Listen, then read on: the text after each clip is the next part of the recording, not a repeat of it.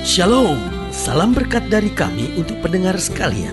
Saat ini pendengar akan diberkati dengan program Hari Ini Harinya Tuhan bagian yang ke-8. Sebuah program rohani tentang doktrin Alkitab yang menolong kita untuk semakin tertanam dalam kebenaran firman dan bertumbuh dalam kemuliaan. Bersama hambanya, Pendeta Gilbert Lumwendong, STH. Banyak orang merasa doktrin Alkitab sebagai sesuatu yang membingungkan. Tetapi tahukah saudara bahwa doktrin Alkitab intinya adalah memahami Alkitab dengan benar, dengan pemahaman yang sistematis, sehingga kita terus dapat tertanam di dalam kebenaran firman, sehingga kita terus bertumbuh di dalam kemuliaan Allah. Buka hati saudara sekalian untuk menerima berkat-berkat firman-Nya hari ini. Pada dasarnya persoalan utama manusia adalah ketidaksetiaan. Seringkali kalau semua keadaan menyenangkan, wah kita bisa setia. Kalau semua keadaan seperti yang kita harapkan, wah kita setia. Tapi ketika keadaannya tidak seperti yang kita harapkan, ketika keadaan yang mengecewakan kita, wah mudah sekali kita untuk menjadi tidak setia. Nah, saudaraku yang kasih dalam Tuhan, saya pelajari kenapa sih pada dasarnya manusia kok seringkali tidak setia. Ada banyak suami tidak setia, ada banyak istri tidak setia, ada banyak pekerja-pekerja di dalam pelayanan tidak setia, ya kan? Tidak sedikit orang yang akhirnya kecewa karena semuanya itu. Jawabannya sederhana. Yang pertama, ketidaksetiaan disebabkan karena tidak kuat dalam menghadapi bujukan dan rayuan. Ingat, iblis itu selalu bekerja dengan bujukan dan rayuan. Itu sebabnya hal-hal duniawi seringkali membujuk dan merayu begitu kuat sehingga akhirnya tidak setia.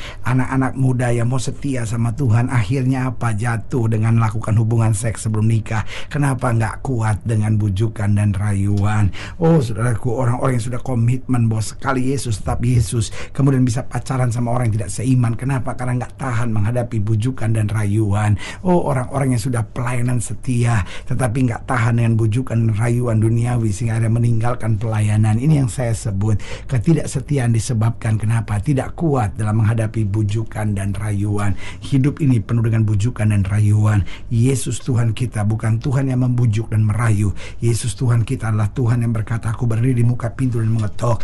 Barang siapa yang membukakan pintu, aku akan masuk bersama dengan dia, duduk makan dengan dia, menikmati kemuliaannya. Itu sebabnya saudara yang kasih dalam Tuhan, bujukan dan rayuan itu hal-hal yang dapat menyesatkan. Kebenaran itu yang harus tetap kita pegang dan pertahankan. Yang kedua, saya pelajari kenapa pada dasarnya seringkali manusia tidak setia, karena tidak tahan dalam menghadapi tekanan dan tantangan. Jadi iblis kalau tidak bisa membujuk dan merayu kita tetap kuat, kita tetap berpegang pada kepastian kita, maka dia coba memberikan tekanan dan tantangan buat kita. Lalu pertanyaan kita, loh kalau Tuhan mengasihi kita, kenapa Tuhan izinkan? Loh jangan salah, Alkitab berkata jelas bahwa Allah terus bekerja dalam segala perkara untuk mendatangkan kebaikan. Alkitab jelas berkata bahwa orang yang bertahan sampai kesudahannya itu yang beroleh selamatnya. Artinya Tuhan tidak mau kita cinta Tuhan hanya karena nggak ada masalah, tapi Tuhan mau kita mencintai dia bahkan di tengah masalah dan tantangan hidup. Itu sebabnya belajar kuat dalam menghadapi bujukan dan rayuan dunia ini. Lalu yang kedua, tahan dalam menghadapi tekanan dan tantangan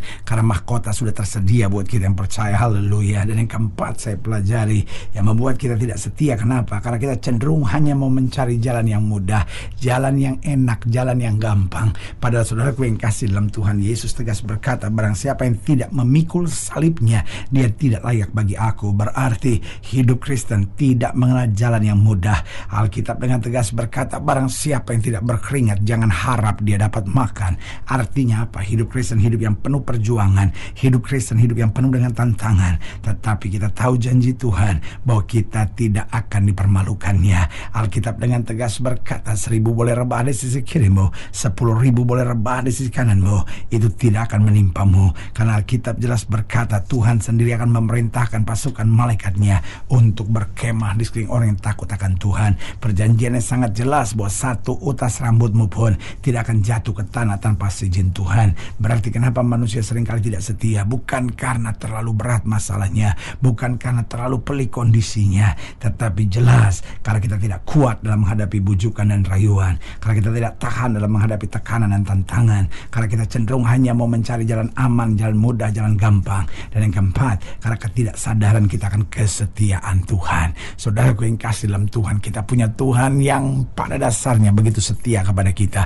Kalaupun kita mengecewakan, Dia tetap Tuhan yang tidak pernah mengecewakan kita. Saudaraku yang kekasih dalam Tuhan, itu sebabnya kalau saudara merasa dikecewakan dalam pelayanan, engkau merasa dikecewakan dalam situasi hidup ini, jangan pernah tidak setia. Tetap berjalan dalam kesetiaan, karena kita tahu orang-orang yang hidup tetap dalam kesetiaan akan tetap menyaksikan kesetiaan Tuhan yang dahsyat dan luar biasa. Kalau Tuhan izinkan badai masalah pergumulan dalam hidup kita, artinya apa? Artinya Tuhan sedang mendidik kita, melatih kita supaya kita dapat menjadi pribadi-pribadi yang tangguh untuk berjalan dalam kemenangan dan kemuliaan yang Tuhan janjikan. Haleluya. Selamat datang dalam program kita hari ini, harinya Tuhan, sebuah program rohani yang kembali mengingatkan kepada kita betapa pentingnya kita menjadikan firman Tuhan sebagai dasar keseharian hidup kita. Karena selama kita menjadikan firman Tuhan sebagai dasar keseharian hidup kita, langkah-langkah ke depan kita penuh dengan kepastian, kemenangan, berkat, mujizat, dan perkara-perkara besar. Haleluya. Dan dalam program ini kita sedang membahas tentang kesetiaan Tuhan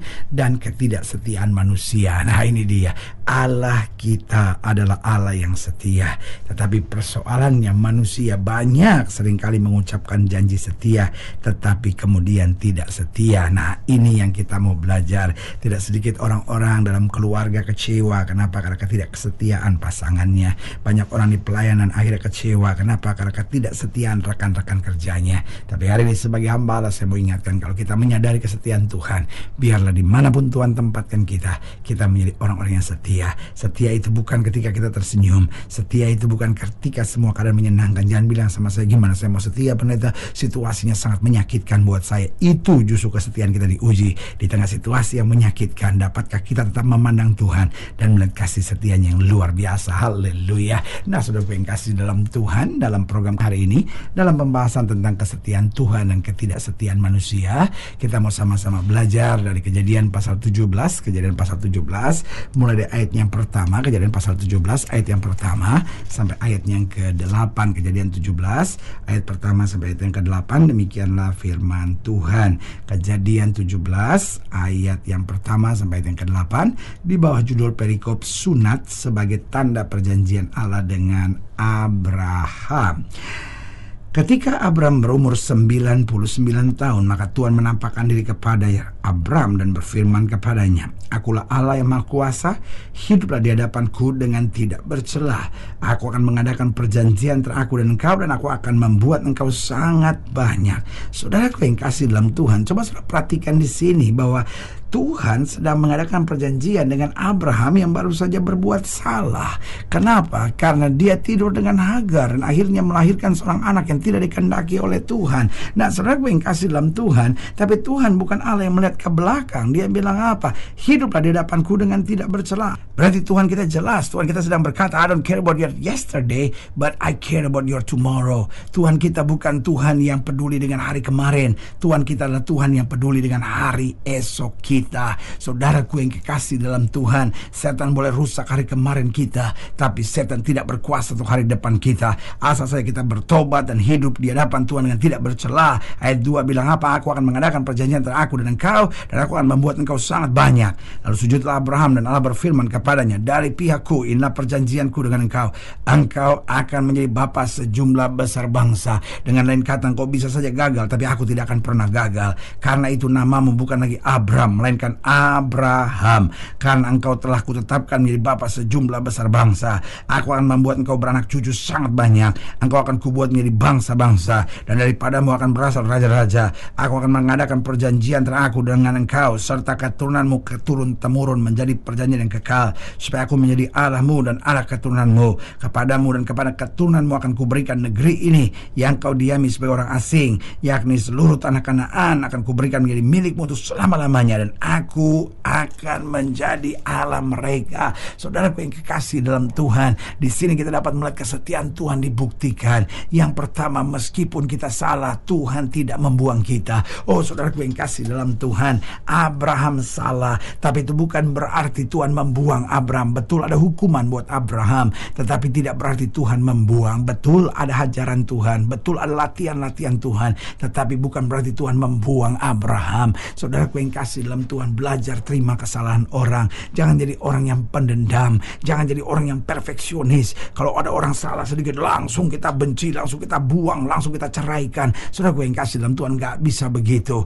Didik, bentuk, proses, tegur, beri kesempatan kembali, maka kita akan melihat kesetiaan Tuhan akan bekerja. Jadi lihat, kesetiaan Tuhan dibuktikan meskipun kita salah, Tuhan tidak membuang kita. Yang kedua, kesetiaan Tuhan dibuktikan dengan kegagalan kemarin bukanlah kutuk hari esok. Saudaraku yang kasih dalam Tuhan, ketika Abraham salah di hari kemarin, Tuhan tetap merancang hari depan yang baik baginya. Bukan berarti Tuhan menjatuhkan kutuk baginya selama-lamanya. Saudaraku yang kasih dalam Tuhan, engkau yang pernah gagal kemarin, bangkit hari ini dan songsong hari esok yang penuh dengan kemuliaan dan penuh pengharapan dari Tuhan. Haleluya. Yang ketiga, kesetiaan Tuhan dibuktikan bahwa kejahatan kita tidak dibalas oleh kejahatan Tuhan terhadap kita. Oh saudaraku yang kasih dalam Tuhan, kita boleh jahat terhadap Tuhan, tapi Tuhan tidak akan membalasnya dengan kejahatan terhadap kita. Meskipun kita jahat terhadap Tuhan, Tuhan menatap kita, memandang kita dengan kasih-Nya sambil berkata, mari kamu yang letih lesu dan berbeban berat, aku akan beri kelegaan kepadamu.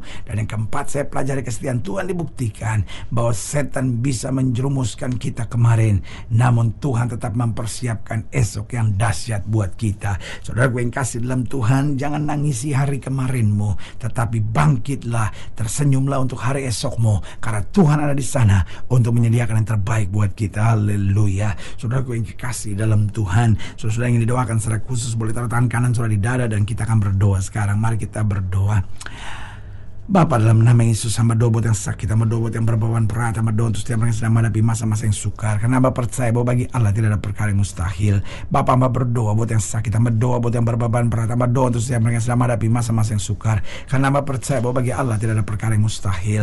Bapa, hamba berdoa di dalam nama Yesus, Tuhan jamah yang sakit, Tuhan sembuhkan, yang lemah Tuhan kuatkan, yang susah Tuhan hiburkan, yang jatuh Tuhan angkat, sehingga hari-hari yang penuh kemenangan boleh berlaku. Secara khusus hamba doa buat mereka yang taruh tangan kanannya di dada, di dalam nama Yesus, Tuhan jamah. Oh Tuhan bela, Tuhan pulihkan mereka yang mungkin selama ini tidak setia, Tuhan jamah, sehingga mereka jadi suami yang setia, istri yang setia, pelayan Tuhan yang setia, orang percaya yang setia, anak muda yang setia. Di dalam nama Yesus kami berdoa. Haleluya. Amin.